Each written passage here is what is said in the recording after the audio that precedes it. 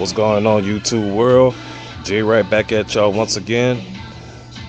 In case you're wondering what's going on in the background, that's my old radio playing.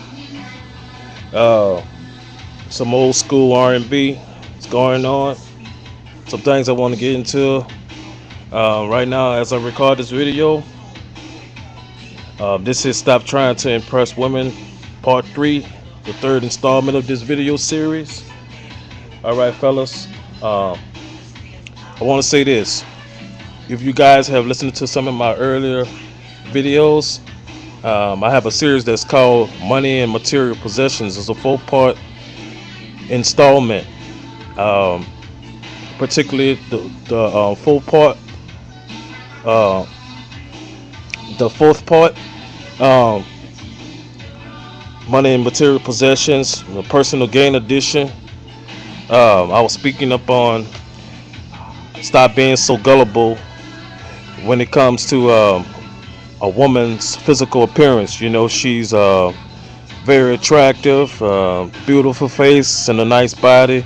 That y'all let that cloud y'all judgment when trying to date these women, and y'all spend y'all money so soon. You know, just because a woman looks good, uh, y'all give her the free pass, and she hasn't even, you know what I'm saying, she hasn't even earned it. So make her go through some changes, you know, and stop going on just because she's beautiful and just because she's sexy as hell, got a nice body and all that.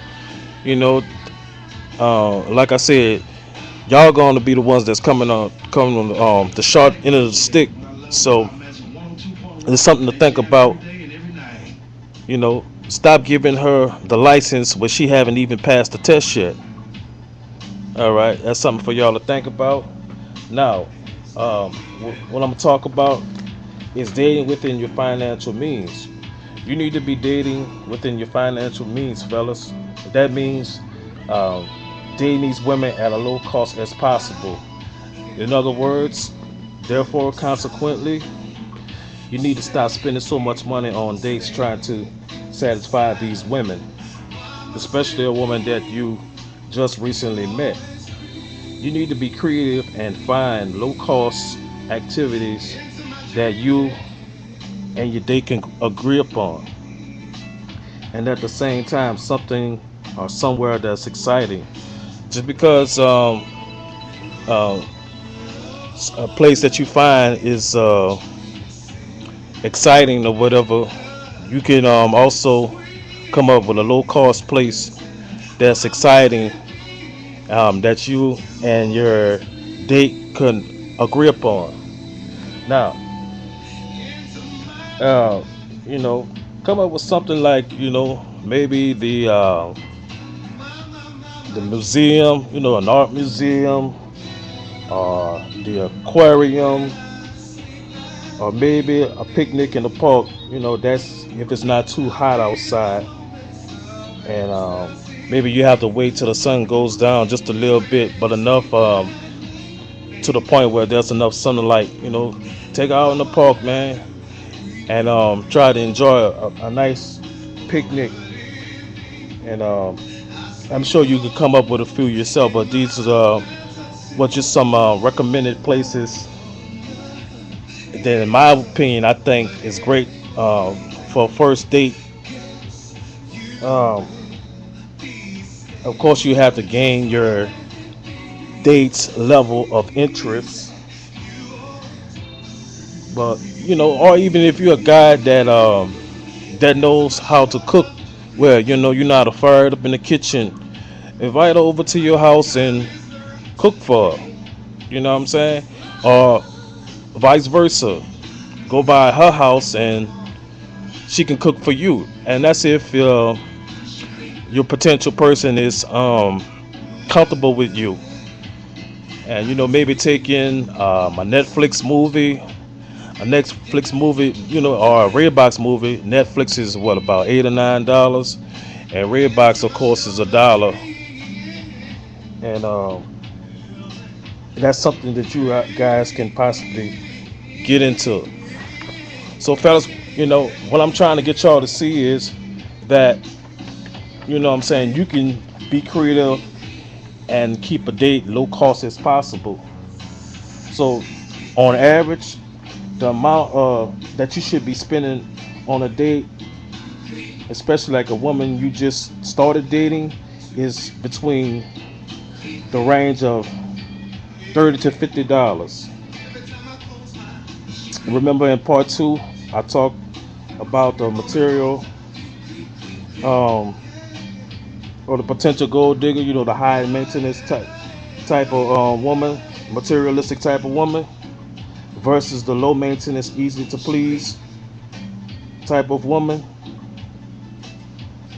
The materialistic or gold digging type, you know, she's gonna try to get you to do any and everything to make you spend more money on her, and that's a red flag. You know, she's gonna be whining and bitching and complaining, talking about why can't we go to the more expensive or the more extravagant places, restaurants, or anything like that.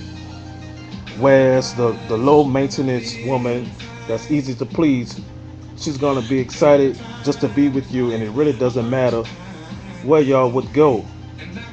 And she's not really tripping on off of how much money you spend on her. Now tell me, what side of the fence would you like to be on?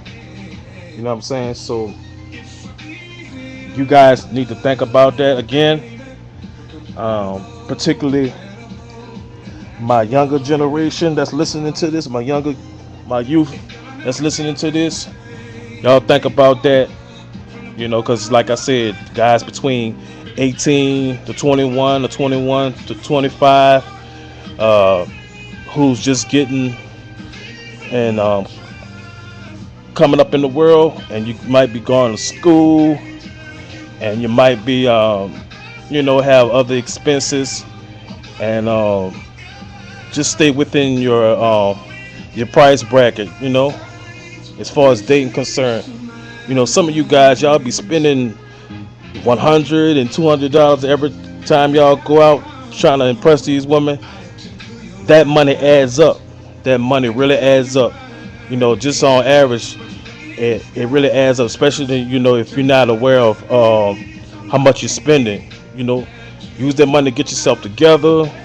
You know, save money for a rainy day, and you should know that dating these women comes secondary. You know, get your stuff together, finish school or whatnot, and you get yourself together and get your shit together.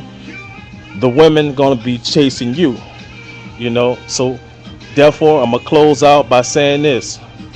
I heard an excellent quote by my man, the Lou 28, and he says this at the end of his videos. He says this: you lose money chasing women, but you don't lose women chasing money. So keep that in mind. Shout out to my man, the Lou 28, if you're listening to this.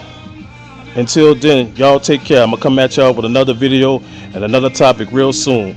Peace.